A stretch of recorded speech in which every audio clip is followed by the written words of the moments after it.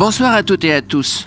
Ce soir, j'ai le grand plaisir de consacrer une seconde émission au magnifique film réalisé par Sergio Sollima en 1966, Colorado, la Resa dei Conti, qui vient d'être réédité dans une magnifique édition aux éditions Wild Style Video avec un livre de Jean-François Giré, Le Vautour et la Proie.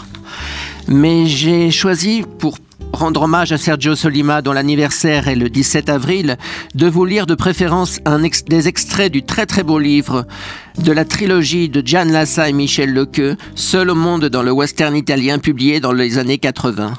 Quelques mots sur Jean Lassa. Jean Lassa est enseignant, il est aussi nouvelliste, romancier et critique de cinéma.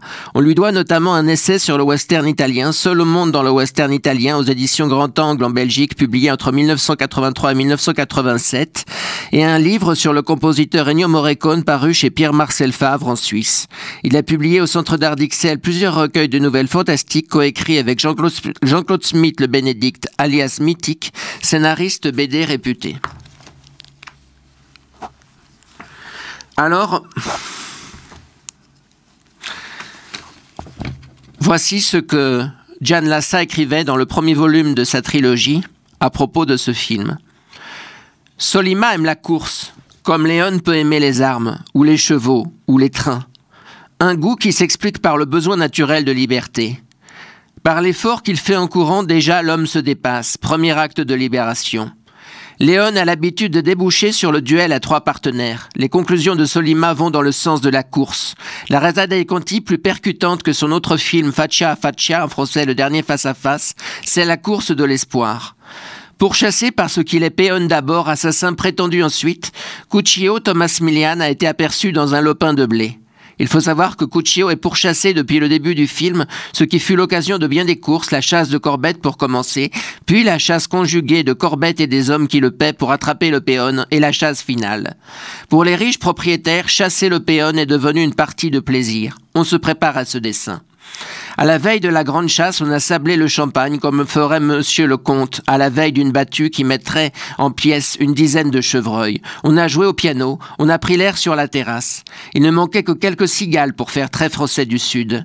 Jonathan Corbett, interprété par Lee Van Cleef, n'est pas à l'aise parmi ces gens fortunés.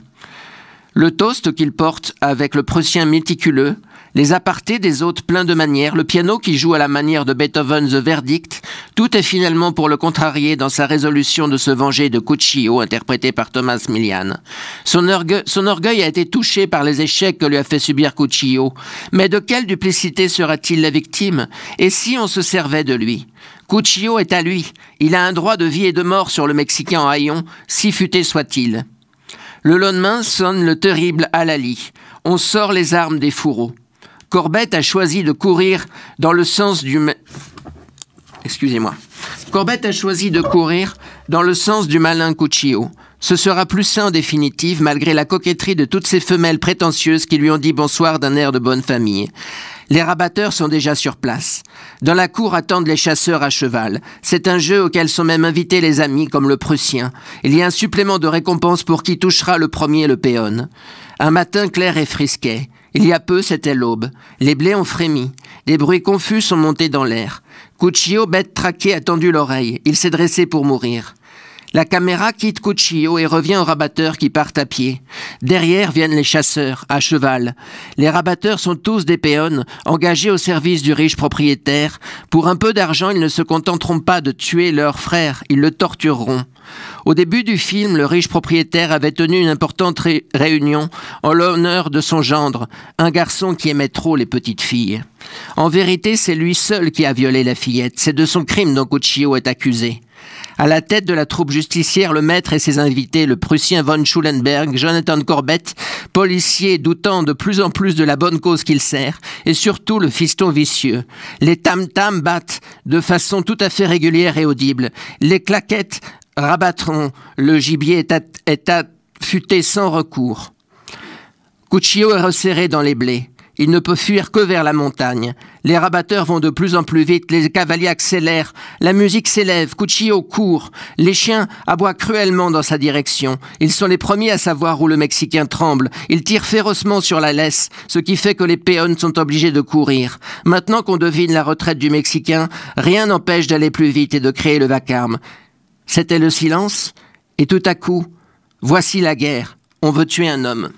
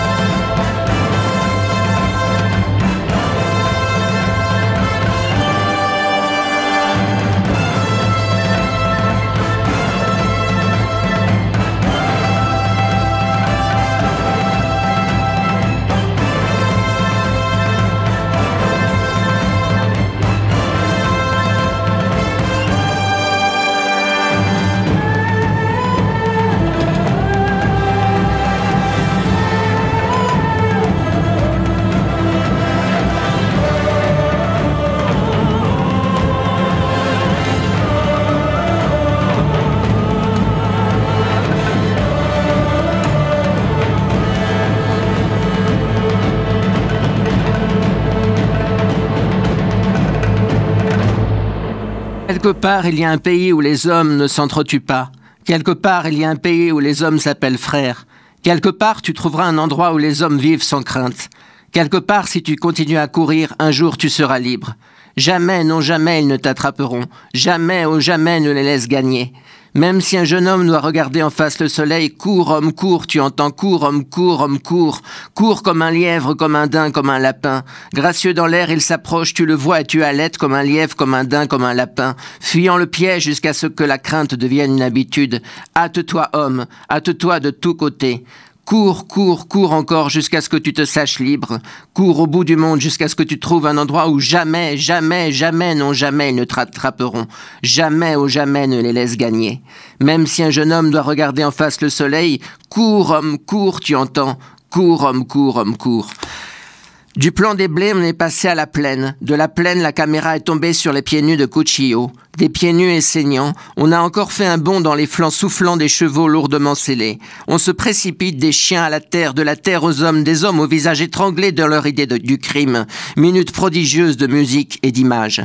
Très habilement, Carlo Carlini, l'homme qui tient la caméra de la Rasa dei Conti, recompose l'univers dans l'espace de deux yeux, ceux de Cuchillo et plus tard ceux de chacun des chasseurs. Dans le saut inopiné sur une gueule jappante, dans la frappe martelante d'un sol, les traqueurs sont habillés de solides vestes et comportent tout l'attirail qui fait d'eux les seigneurs, alors que Cuchillo, à peine couvert d'une loque blanche déchirée, suante et crasseuse, court pieds nus et désarmé. Cuchillo est irrémédiablement seul au monde dans le western italien. Dans son dos arrive le monde clamant qui veut l'écraser. Il faut courir n'importe où, il faut échapper à la meute. S'il s'arrête, Cuchillo est un homme mort. Le petit matin est encore frais, mais Cuchillo est tout en âge. Loin de songer à s'épancher, il s'excite, dégoulinant de partout, la bête s'effarouche. Cuchillo est aux abois. Ici, même les racines des blés balbutient de détresse. La terre sanguinaire se met à résonner des sabots sauvages qui crépitent le ciel, avec les tambours. Est plein d'aboiements. Le ciel avec les tambours est plein d'aboiements, c'est païen et puissant, c'est grandiose. Ce fameux Solima qui se demandera pourquoi il a pu passer tant d'années dans l'intellectualité bouffonne d'un collège tel le professeur Fletcher de Faccia à Faccia. Ce fantastique Solima qui avait la vocation de modérer ses transports, le voilà en train de libérer tous ses instincts de fuite et d'expansion dans la panique cuisante de son Cuccio. Jailli dans la lumière, Cuccio est maintenant hagard. On retrouvera cette forme d'hallucination dans d'autres westerns italiens. Cuccio est fou de peur, mais jamais, non jamais, il n'a été aussi près d'être libre. Cuccio dérape sur la pierre, il s'épuise, et le cœur de Morricone rechante son thème Never No Never à la guitare. Surmené, Cuccio repart dans de riches altérations, de lumière, de terre et d'hommes. Ces deux émissions sont dédiées à Sergio Solima, dont l'anniversaire est le 17 avril, et à Jean Lassa qui a écrit ce magnifique texte, ainsi qu'à sa femme Anne Lassa. Merci beaucoup, bonsoir à tous, et merci à Céline à la technique. Nous allons nous quitter sur un dernier thème.